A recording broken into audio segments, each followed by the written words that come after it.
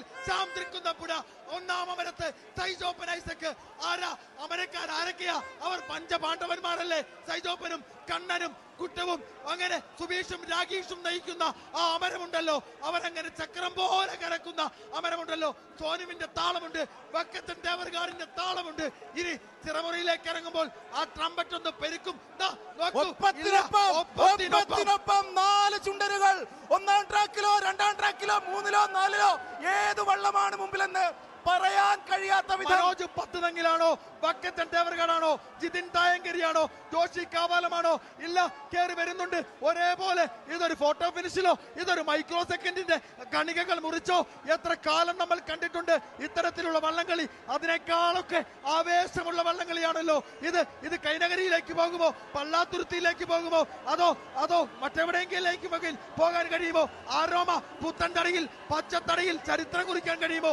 2014 ചമ്പക്കുളം ചുണ്ടൻ ജയിച്ചതുപോലെ പച്ചത്തടയിൽ ഇല്ല, കേറുന്നുണ്ട് പള്ളാത്തുരുത്തി, കേറുന്നുണ്ട് വരുൺ ശർമ്മ. അവസാനം ആ ചിറമുറി ഇറങ്ങുമ്പോൾ തുഴയുടെ പെരിക്കമെന്ന് കൂട്ടും. 96 തുഴകളങ്ങിടും. അല്ല കേറുന്നുണ്ട്. വീയപുരമാണ് മുന്നിൽ. അല്ല ആരോമയാണ്. നടുഭാഗംകാർ എത്ര കാലമായി കാത്തിരിക്കുന്നതോ ആ ജോഷി കാവാലത്തിന്റെ കരുത്തിൽ, ആ സനീഷ് പുന്നമടയുടെ കരുത്തിൽ, ആ വിജേഷ് കുമരകത്തിന്റെ കരുത്തിൽ അവരങ്ങനെ മുന്നോട്ട് പോവുകയാണ്. നടുഭാഗത്തിന് ചെറിയ മുന്നേറ്റം, ചെറുതായി ഒന്ന് തലയെടുത്ത് വെക്കാൻ നടുഭാഗത്തിന് കഴിഞ്ഞിട്ടുണ്ട്. അല്ല, വിട്ടു കൊടുക്കില്ല വിയപുരം പിടിക്കും. ഇത് കൈനകരിയുടെ ചരിത്രം കൂടിയാണല്ലോ. ഇത് കൈനകരിയിൽ നിന്ന് വന്നവരാണല്ലോ. ഇത് UBC കൈനകരിയുടെ പിന്മുറക്കാരാണ്. ഇത് UBC ആണ്. ഇത് കുട്ടനാടിന്റെ ശക്തിയാണ്. ആ 3 അക്ഷരം കുട്ടനാടിന്റെ ഹൃദയതാളമാണ്. അതിനെ ഒന്ന് തകർക്കാൻ പലതവണ നോക്കിയില്ലേ? ഇല്ല, 12 തവണ ആ വെള്ളിക്കപ്പ് നേടിയവരുടെ പിന്മുറക്കാരാണ്. വിയപുരം കയറുന്നുണ്ട്. അല്ല, നടുഭാഗമാണ്. അയ്യോ, പറയാൻ പറ്റുന്നില്ലല്ലോ ആരുടെ കരുത്താണ് അത്? വരുൺ ശർമ്മയാണോ? ശ്യാം തൃക്കുന്നപ്പുഴയാണോ? അരുൺ വെള്ളംകുളങ്ങരയാണോ? സനീഷ് പുന്നമടയാണോ?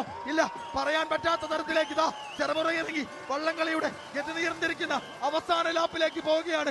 ഒരൽപ്പം മുന്നിൽ ഇല്ല പറയാൻ പറ്റുന്നില്ല. ഇത് ആരാണ് മുന്നിലെന്ന് പറയാൻ പറ്റുന്നില്ല. എല്ലാവരും ഒരേപോലെ ഒരേ കരുത്തിൽ തുടയുകയാണ്. വക്കത്തൻ തേവർകാടിന്റെ താളമാണോ? മനോജ് പത്തുതെങ്ങിലിന്റെ താളമാണോ?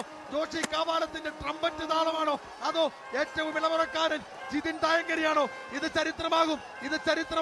ഇതൊരു തിരിച്ചുവരവിന്റെ ഇല്ല ഒന്നാം ട്രാക്കിലുള്ള മേൽപ്പാടം തന്നെ മുന്നിൽ.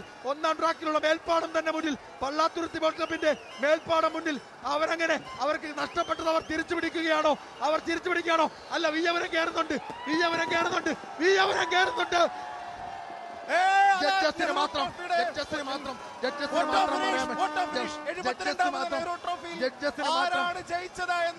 മാത്രം പറയാൻ കഴിയുന്ന, എനിക്ക് തോന്നുന്നത്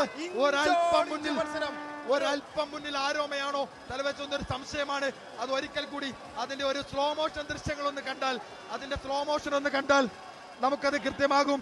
സ്ലോ മോഷൻ ഒന്ന് കണ്ടാൽ അത് നമുക്ക് ദൃശ്യമാകും. സ്ലോ മോഷൻ ദൃശ്യങ്ങളിൽ നമുക്കറിയാം ഏത് വള്ളമാണ് മുന്നിലെത്തിയതെന്ന്. മൂന്നാം ട്രാക്കിൽ കളിച്ച അരോമ വള്ളമാണ് മുന്നിലെന്നാണ് മനസ്സിലാക്കാൻ കഴിയുന്നത്. ഔദ്യോഗികമായ ഒരു ഫലപ്രഖ്യാപനം ജഡ്ജസ് നൽകേണ്ടതുണ്ട്. ഇത് അത്രത്തോളം ഫോട്ടോ ഫിനിഷ് ആയിരുന്നു. ഒന്നുകൂടി ആ സ്ലോ മോഷൻ ദൃശ്യങ്ങൾ കണ്ടാൽ കരുത്തരെയൊക്കെ പിന്തള്ളി ആരോമ വന്നെങ്കിൽ അത് ചമ്പക്കുളം മൂലം ജലോത്സവത്തിന്റെ തനിയാവർത്തനമാകും. അവരവരുടെ പച്ചത്തടിയിൽ കൊത്തി തിരിച്ചു വന്ന ഒരു ചരിത്രമാകും. ആരോമയാണെന്നാണ് മനസ്സിലാക്കുന്നത്. ആരോമ ചുണ്ടൻ ഏറ്റവും കരുത്തനായ താളക്കാരനായി ജിതിൻ തായങ്കരി മാറുകയാണ്. ഏറ്റവും കരുത്തനായ തുറച്ചിൽക്കാരനായി അരുൺ വെള്ളംകുളങ്ങര മാറുകയാണ്. ഏറ്റവും കരുത്തരായ അമരക്കാരായി രാജീവ് കുമരകവും